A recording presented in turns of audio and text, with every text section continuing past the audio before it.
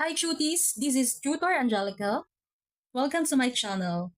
Ang pag-aaralan natin ngayon sa physical science ay ang biological macromolecules. Ito ang ating lesson objectives. Meron tayo ditong terms and definitions na related sa biological macromolecules. Ang monosaccharide, it is the simplest form of carbohydrates. Isa siya sa tatlong uri ng carbohydrates. Ito ang kanyang structure at meron din siyang tatlong uri na mapag-aaralan natin mamaya. Ang monomer. It is a molecule that can react with other molecule to form very large molecules or polymers. Ito ang kanyang structure. Mono means one. Peptide. It is a short chain of amino acid monomer linked by peptide bonds. Ito ang kanyang structure. Next is hormones. It is the special chemical messengers that are created in the endocrine gland. Ito ang molecules ng hormones. Amino acids. It is the organic compounds that combine to form proteins. Ito ang structure ng amino acids. Next is enzymes. It is a proteins which make the biochemical reaction fast. Ito ang structure ng enzyme. So meron siyang cycle. Nucleotide. It is made up of 3 components: nitrogen-containing base, 5-carbon sugar, and a phosphate group. Ito ang structure ng nucleotide. And last ng ating terms and definitions ay ang phospholipids. It contain glycerol, 2 fatty acids, and a phosphate group. Ito ang structure ng phospholipids. So yung bilog ang kanyang polar head. At sa baba naman ay tinatawag na non-polar tail. Biological macromolecules. Pero bago natin talakayin ito, sagutin niyo muna ang katanungan kong ito. Bakit tayo kumakain? Siyempre, kung ang sagot niyo ay nagugutom tayo, may point naman kayo. Kapag kumakalam ng ating sikmura dahil sa gutom, ay ito ang actually isang mensahe ng katawan natin para sa atin na may kailangan silang molecules para makapag-function sila ng maayos at mag-survive. Kaya kailangan natin kumain kapag tayo ay nagugutom. At ang katawan natin ay lagi tayong hinahanapan ng certain molecule. Kapag nagkukulang na sila sa molecules na yun, pinapakalam nila ang sikmura natin para mapilitan tayong kumain. At yun yung dahilan para mapilitan tayong kumain. Ano nga ba? Yung mga molecules na yun. Tinatawag natin silang biological macromolecules. Ito ang carbohydrates, proteins, lipids, and nucleic acids na makikita nyo sa structure. Simulan natin sa carbohydrates. 4 biological molecules that make up all of life. Number 1, carbohydrates. The word carbohydrate may be broken down to carbon and hydrate. Kapag naririnig nyo ang salitang carbohydrates, ano nga ba ang unang pumapasok sa inyong isipan?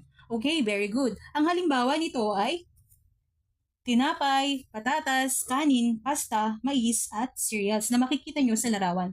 Lahat ng ito ay good source ng carbohydrates. Importanteng makain natin sila dahil sila ang main source ng energy natin. Kaya kung matamlay ang kaibigan natin at nanghihina, baka kulang sila sa carbohydrates.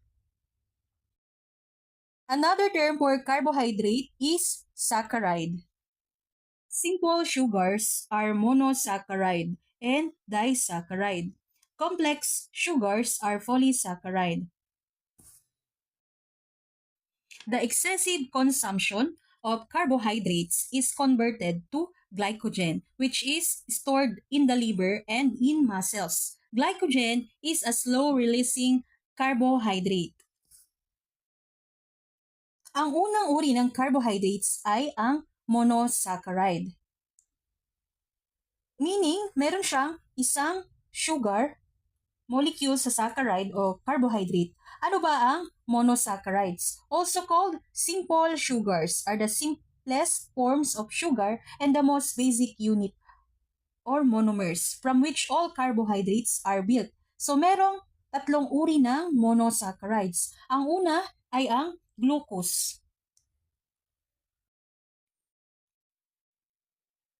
Glucose, used in dextrose, blood sugar, the form utilized by the human body. Ang ikalawang uri ng monosaccharide ay ang galactose. It is found in milk and milk products like cheese, yogurt, ice cream, etc. Katulad ng nasa larawan. At ang ikatlo at huling uri ng monosaccharide ay ang fructose. It is found in fruits and honey. Ito ang matatamis na pagkain na makikita nyo sa larawan. Pag mas matamis na pagkain, tinatawag siyang high fructose foods. At kapag mas mababa ang level ng sugar, ay tinatawag siyang low fructose foods. Naman tayo sa ikalawang uri ng saccharide o carbohydrates. Ang disaccharides, also called a double sugar any of class of sugars whose molecules contain two monosaccharides residues. Merong tatlong uri ng disaccharides. Ang una ay ang maltose. Pag nagsama yung saccharides o carbohydrates ng glucose at isa pang glucose, tinatawag siyang maltose. It is found in malt. Ang ikalawa ay ang sucrose. Pag nagsama ang saccharide o carbohydrates ng glucose at fructose, it is found in regular table sugar, sugarcane, and sugar beet. At ang ikatlo naman ay ang lactose. Pag nagsama ang saccharide o carbohydrates ng glucose at galactose, ito naman ay makikita sa milk and milk products, katulad ng halimbawa ng nasa larawan. At ang ikatlong uri ng carbohydrates ay ang polysaccharides or polycarbohydrates. Means many saccharides. Ang ibig sabihin ay the most abundant carbohydrates found in food. They are long-chain polymeric carbohydrates. Merong apat na uri ang polysaccharides. Ang una ay ang starch or amylose. It is the storage form of glucose in plants. At gayon din ang amylopectin. It is also the storage form of glucose in plants. Ang amylose at amylopectin ay dalawang uri ng starch at ang ikaapat naman ay ang glycogen. It is the storage form of glucose animal stored in the liver and muscles. At ang ikaapat naman ay ang cellulose. It is the structural material in plant cells wall in wood. Wood fiber cannot be digested by humans. Carbohydrates. They are made from carbon, hydrogen, and oxygen. Monomer, saccharides, examples, rice, cereal, potatoes, fruits, and pastas.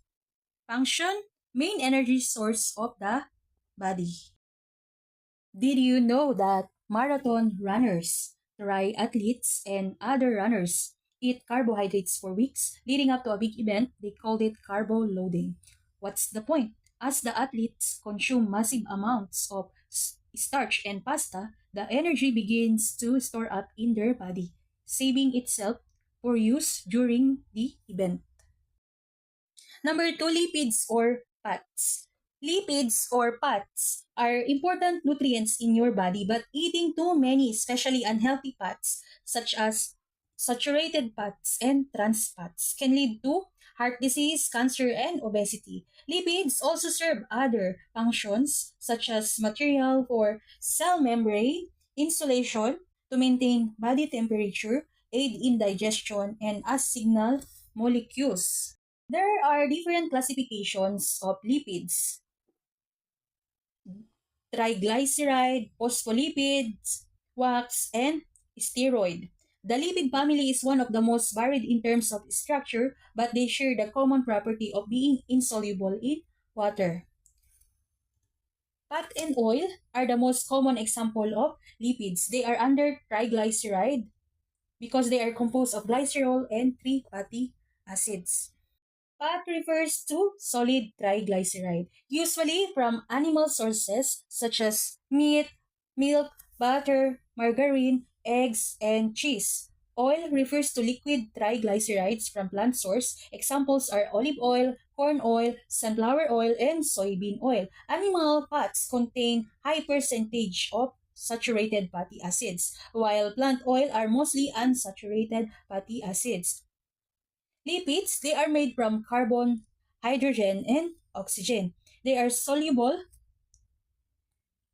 dissolved in oil, but are insoluble, don't dissolve in water. Examples, fats and oils function long-term storage of energy in the body, monomer fatty acid. Number 3, proteins. Proteins are composed of 4 elements, namely carbon, hydrogen, oxygen, and nitrogen. Sulfur and other metals are sometimes also found in proteins. If carbohydrates are made up of saccharides, proteins are made up of amino acids. Examples of proteins and their functions are: number 1, keratin is a structural protein found in hair, skin, and nails. Number 2, fibroin or silk protein. Fibroin is found in silk. Silk has a smooth and soft texture. It is one of the strongest natural fibers that have high resistance to deformation. It is also a good insulating material. Number 3, collagen is a major insoluble fibrous protein found in connective tissues such as tendons, ligaments, skin, cartilage, and the cornea of the eye. It comprises as much as 30% of proteins in animals. Enzymes function to catalyze chemical reactions. They either speed up a reaction, lower the needed energy for a reaction to take place, or bind substances to their specific partners. There are 3 examples of enzymes. The first one is lipase, help in digestion of fats. Number 2, pepsin, help in breaking down proteins into peptides or smaller units. The last one is sucrase, also called invertase, help in the digestion of sugars and starches. Number 5, myoglobin is a polypeptide that stores oxygen in muscles. It contains a hemi group which has an iron where the oxygen is stored. They are made from carbon, hydrogen, oxygen, and nitrogen. Proteins are made up of amino acids combined through a dehydration link called a peptide bond. Monomer amino acid. There are 2 classes of proteins. Number 1, saturated fats have 2 carbons attached to each carbon except the one at the end. Saturated fats are unhealthy fats like butter. Number 2, unsaturated fats are missing at least 1 hydrogen and are curl in shape. The unsaturated fats are healthy and includes oils. Number 4, nucleic acids. Nucleic acids play an essential role in the storage, transfer, and expression of genetic information. Nucleic acid was discovered by a 24-year-old Swiss physician named Friedrich Mischer in 1868. He was puzzled that an unknown substance in white blood cells did not resemble carbohydrates, proteins, or lipids. He was able to isolate the substance from the nucleus and initially called it nuclein. He eventually was able to break down nuclein into protein and nucleic acids. He found out that nucleic acids contain carbon, hydrogen, oxygen, nitrogen, and phosphorus. The most common examples of nucleic acids are DNA or deoxyribonucleic acid and RNA or ribonucleic acid. DNA is a nucleic acid that carries the genetic code of organisms. It is fondly termed as the blueprint of life. RNA, on another hand, carries the information from the DNA to the cellular factories for the synthesis of proteins. If carbohydrates are composed of saccharides, units, proteins of amino acids, and lipids of fatty acids, nucleic acids are composed of nucleotides. Nucleic acids are also known as polynucleotides. There are 3 parts of nucleotide. The first one is nitrogenous base. Number 2, 5-carbon carbohydrate or sugar. Number 3, phosphate group. Nucleic acids, they are made from carbon, hydrogen, oxygen, nitrogen, and phosphorus. Monomer nucleotide examples are DNA and RNA. Function involves the genetic materials deoxyribonucleic acid or DNA and ribonucleic acid or RNA. DNA is the blueprint of life because it contains instructions on how to make proteins in the body. The structures of the different biomolecules. Remember, this mnemonic device of biomolecules, CHO, CHO, CHON, CHONP. C stands for the element carbon, H stands for the element hydrogen, O stands for the element oxygen, N stands for the element nitrogen, P stands for the element phosphorus. So that is the structure of carbohydrates, lipids, proteins, and nucleic acids. Ito yung inyong seat work. So, ilalagay nyo siya sa 1/2 sheet of yellow pad paper. So, in directions is complete the table by filling out the required information. So, ilalagay nyo lang yung description ng elements ng carbohydrates, proteins, lipids, and nucleic acids, monomer ng carbohydrates, proteins, lipids, and nucleic acids, use or function ng carbohydrates, proteins, lipids, and nucleic acids, used or function ng carbohydrates, proteins, lipids, and nucleic acids, at magbibigay kayo ng 2 examples ng carbohydrates, proteins, lipids, and nucleic acids. Kayo ditong sasagutan na sa carbohydrates, lipids, proteins, and nucleic acids. So, sasagutin nyo ang katanungan na what elements are they composed of? What is the monomer? What is its functions for the body? Write 2 example. So, yun lang. Napakadali. Thank you for watching.